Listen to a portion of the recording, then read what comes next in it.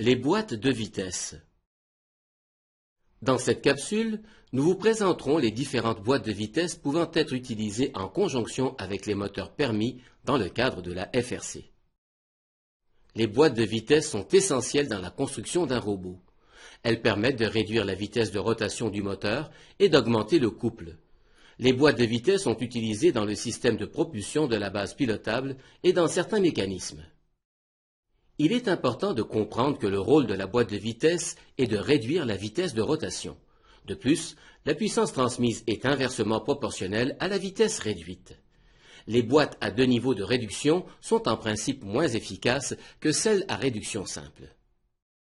Les boîtes de vitesse Versaplanetary peuvent être assemblées de 1, 2 ou 3 modules pour concevoir le rapport d'engrenage voulu.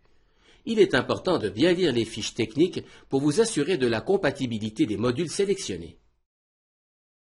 Les boîtes de vitesse BendBots P60 sont normalement utilisées pour avoir le rapport de vitesse voulu avec les moteurs BendBots.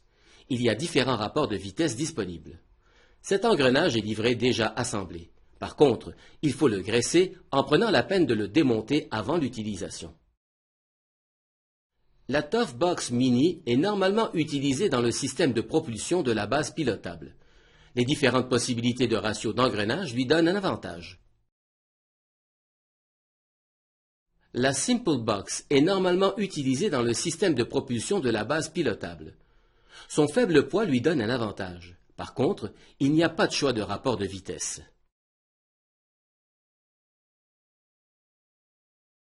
La boîte de vitesse VEX est principalement utilisée dans le système de propulsion de la base pilotable.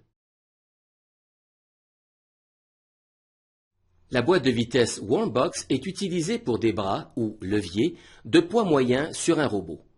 Son plus grand avantage est sa légèreté. Voici d'autres boîtes de vitesse qui peuvent être utilisées dans un robot FRC. Il est très important de bien faire ses recherches sur les boîtes de vitesse pour trouver celle qui répondra le mieux pour votre système. Il y a encore d'autres modèles disponibles que ceux présentés. Les boîtes de vitesse doivent généralement être graissées. Les boîtes déjà montées doivent être désassemblées et graissées.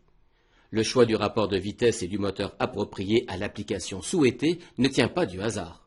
Consultez les fiches techniques et faites vos calculs pour être certain que l'utilisation du moteur soit optimale.